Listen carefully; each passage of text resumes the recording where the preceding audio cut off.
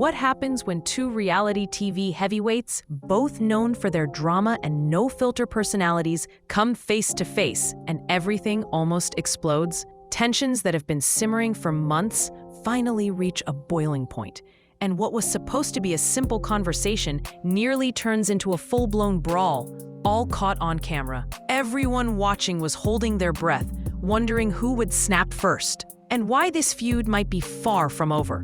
And real quick, if you like getting the unfiltered side of hip-hop drama, make sure you hit subscribe. You won't want to miss what's next. The drama between Mendeecees and Kirk Frost didn't start overnight. It began when Kirk made a public comment suggesting that Mendeecees and Yandy might be in an open marriage. He hinted that if they were, it would explain some of the rumors circulating about their relationship. Mendeecees, hearing this, was taken aback. He considered Kirk a friend, someone he trusted. To hear such insinuations from him felt like a betrayal. In a candid conversation with Scrappy and Young Joc, Mendeecees expressed his shock and frustration. He said, "I thought we were bros." One of the things he stresses is that he doesn't play with people's marriages, but yet I see him playing with mine. His words were laced with disbelief and hurt. But the tension didn't end there. Mendeecees accused Kirk of being obsessed with him, particularly with his manhood. He remarked, "I've never seen a man speak on my penis more than him in my life. It's getting scary to a point where I hope he don't want to see it." His friends, though taken aback, couldn't help but laugh at the absurdity of the situation. This wasn't just a casual disagreement. It was a deep-seated issue that threatened to unravel friendships and expose hidden tensions. The question now was, would this simmering feud boil over into something more explosive?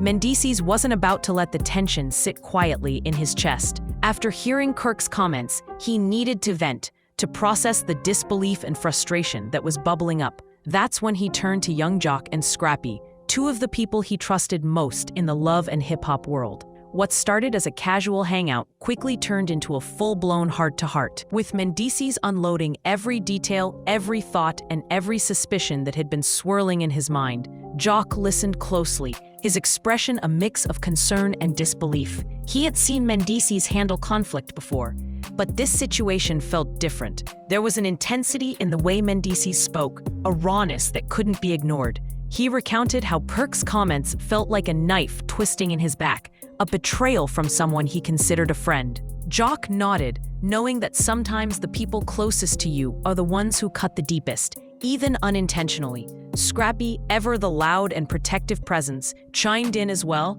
but Joc played the stabilizing role. He asked questions that helped Mendeecees articulate exactly why he felt blindsided. "You really think he's doing this to get a rise out of you?" Joc asked, trying to break down the emotion into something manageable. Mendeecees' voice cracked slightly as he admitted he didn't know. All he knew was that the insinuations were personal, invasive, and completely unnecessary. As the conversation unfolded, it became clear that Joc was more than just a listening ear. He was the confidant, the sounding board, someone who could process the chaos without letting it spiral into public drama. He offered advice, strategies for keeping composure, and subtle ways to confront Kirk without letting the feud consume him entirely. Mendeecees appreciated that. He needed guidance from someone who understood the stakes, someone who could navigate the volatile world of reality TV feuds without adding fuel to the fire.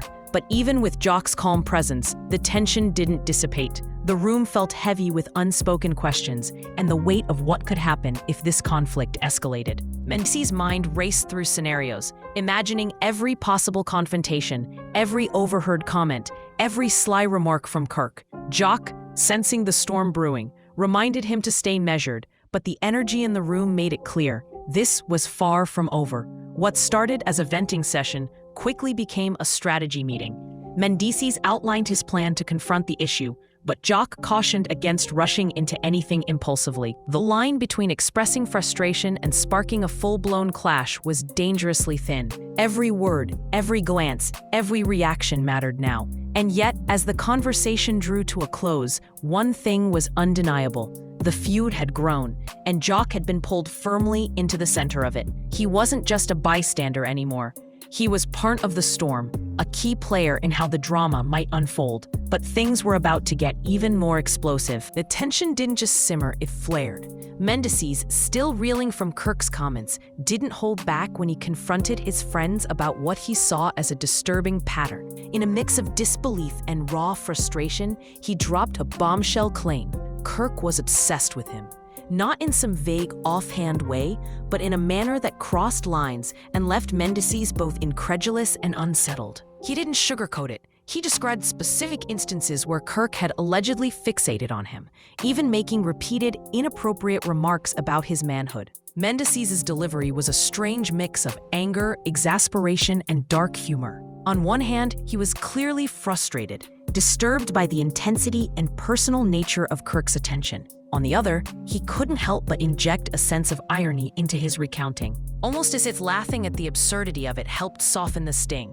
"I've never seen a man talk about my more than him," he said, his voice alternating between disbelief and dry amusement. "It's scary to a point where I hope he don't want to see it." His friends, including Joc and Scrappy, couldn't suppress their reactions. There was laughter, yes, the kind that comes from shock mingled with incredulity. But underneath the humor was a shared understanding that this wasn't just petty gossip. There was something real and unsettling about the obsession Mendeecees described. Joc raised an eyebrow, Scrappy shook his head, and the room was filled with a tension that both amused and alarmed them. Even in recounting it, Mendeecees' tone conveyed the sharp edge of betrayal. The humor couldn't completely mask the discomfort. He had trusted Kirk, and considered him a friend and ally in the often ruthless world of reality TV drama. And now it felt like that trust had been twisted into something personal and invasive. The mix of anger and incredulity made the conversation feel electric, each word charged with emotion that made it impossible to look away. This was more than a disagreement or a clash of personalities.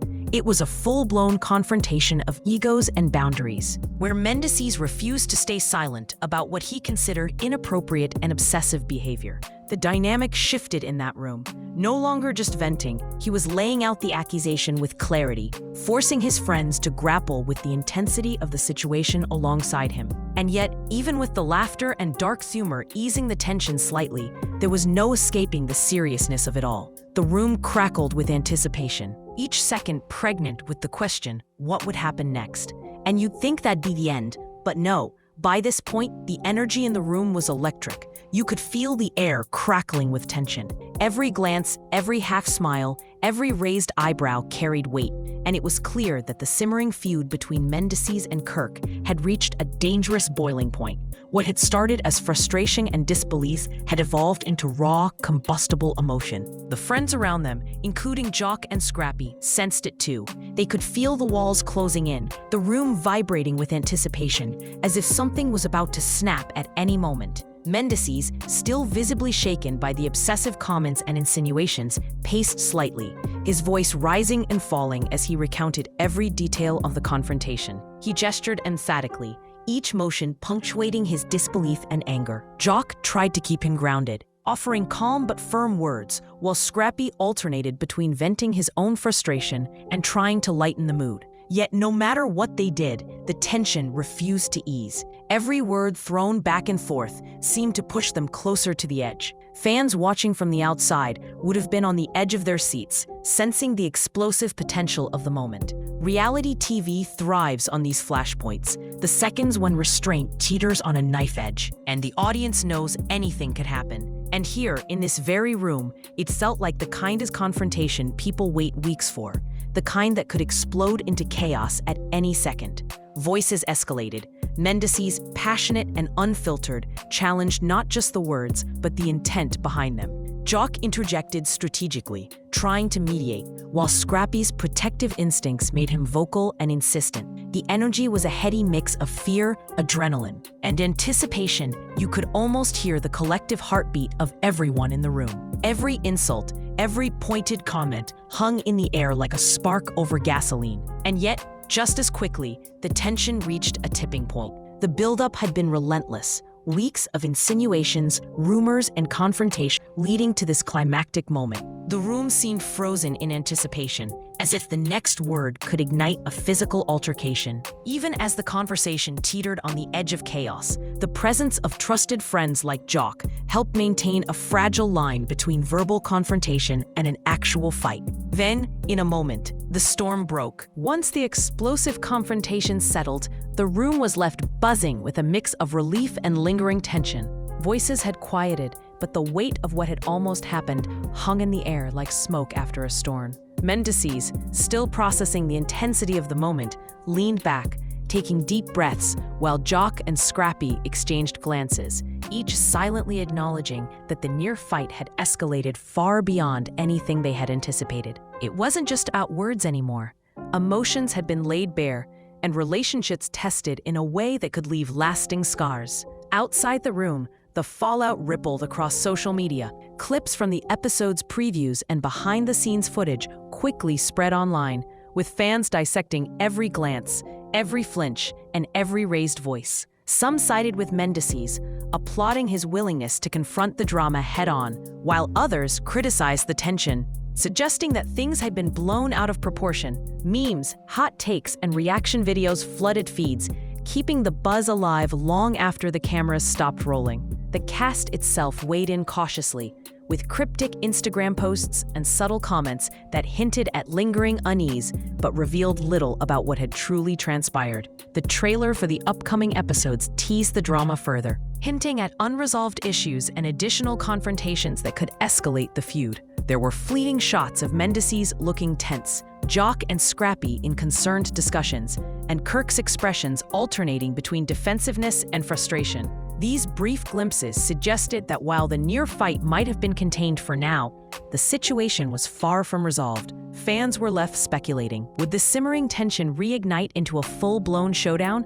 Or would the parties involved find a way to de-escalate before it spiraled out of control? Rumors swirled in gossip circles, suggesting alliances might shift and hidden grievances could surface in future episodes. Some speculated that the feud could have lasting effects on friendships within the cast, potentially altering the dynamics for months to come. Others wondered whether the public nature of the tension would force Mendeecees or Kirk to address it more directly in interviews or social media statements, adding another layer of scrutiny and drama. For now, the answers remain uncertain. The near fight and its aftermath have set the stage for what promises to be a tense, unpredictable continuation of the love and hip-hop saga. Only time and the next episodes will tell whether this conflict will fade into a cautionary tale or explode into something unforgettable. The viewers are left holding their breath, knowing that the storm has passed, but the clouds are far from gone. At the heart of this story is more than just a near fight.